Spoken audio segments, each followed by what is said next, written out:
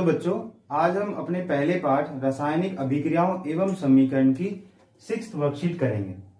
आज का हमारा टॉपिक है उपचयन और अपचयन। अब तक हमने रासायनिक अभिक्रियाओं के प्रकार के बारे में पढ़ चुके हैं। अपचयन और उपचयन भी रासायनिक अभिक्रियाओं के प्रकार ही हैं। दैनिक जीवन में हमने बहुत से अपने उदाहरण देखे हैं जिसमें अपचयन और उपचयन होता है। जैसे लोहा, नमी और हवा की प्रेजेंस में उसमें जंग लग जाती है। उसी तरह हमारे खाद्य सामग्री जो काफी दिनों तक यदि रखी रह जाए तो उसमें से दुर्गंध आनी शुरू हो जाती है और फिर कुछ दिनों के बाद वो ऐसी हो जाती है कि उसको खाना भी नहीं खा सकते।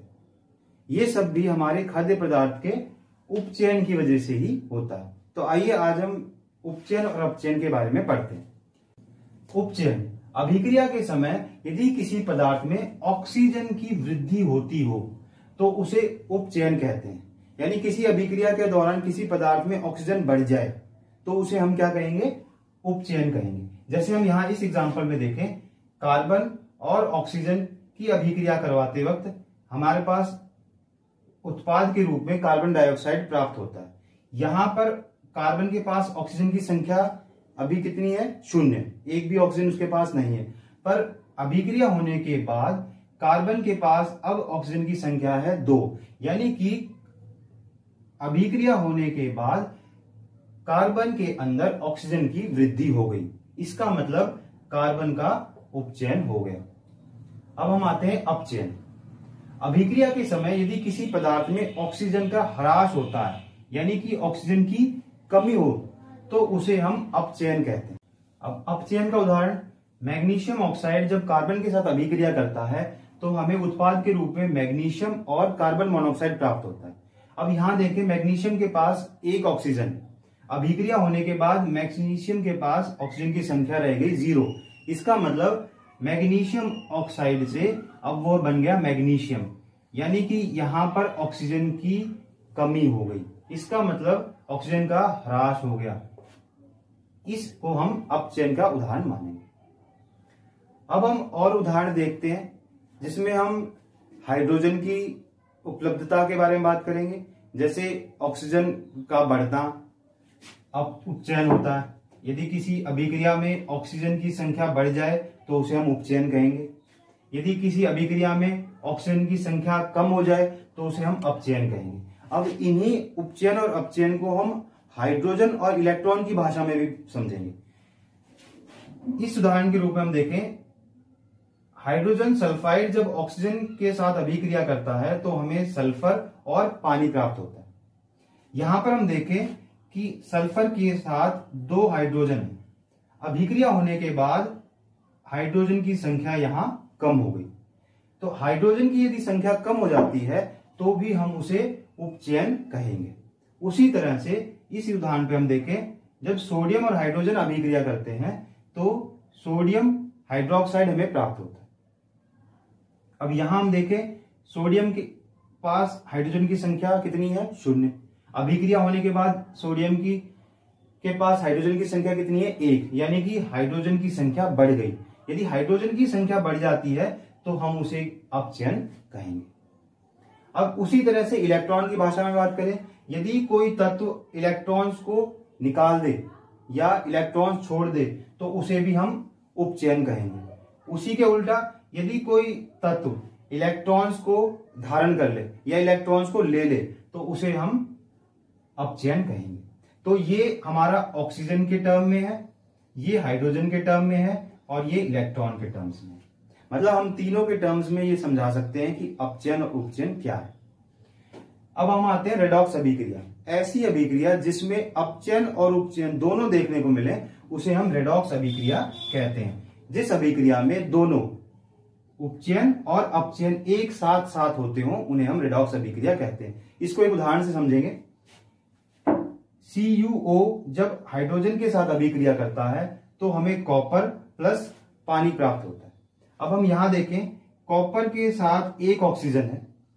अभिक्रिया होने के बाद कॉपर के पास ऑक्सीजन की संख्या क्या हो गई? 0। यानी कि ऑक्सीजन की कमी होगी। तो ऑक्सीजन की कमी होने का मतलब है उपचयन होना।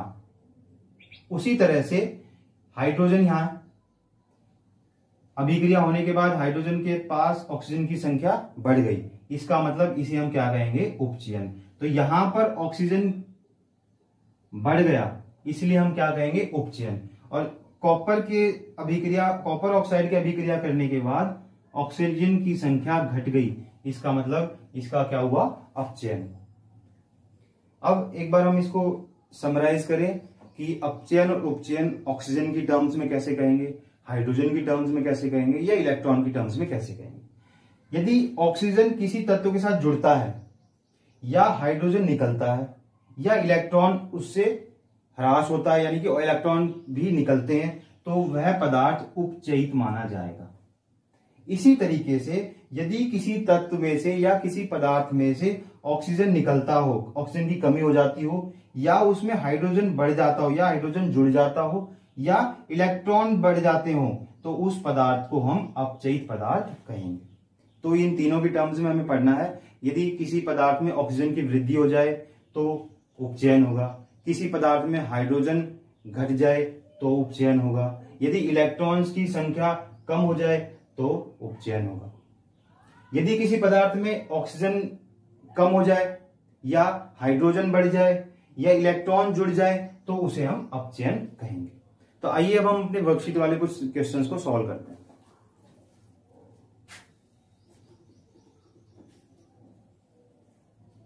हमारा पहला सवाल है, उपचयन और अपचयन में अंतर बताइए।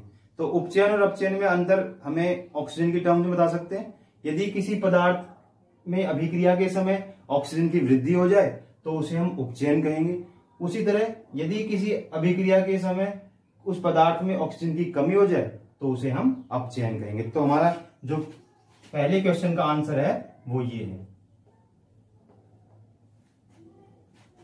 हमारा दूसरा सवाल है, निम्नलिखित समीकरणों में से पहचानिए कि कौन सा पदार्थ उपचयित हुआ या अपचयित हुआ। यानी कि हमें यह पहचानना है कि किसका ऑक्सीडेशन हुआ है और किसका रिडक्शन हुआ।